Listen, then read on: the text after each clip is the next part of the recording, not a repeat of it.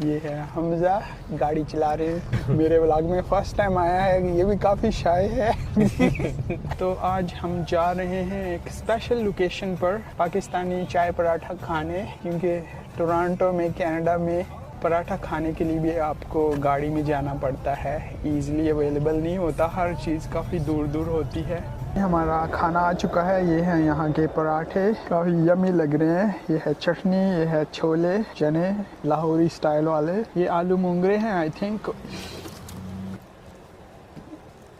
Delicious.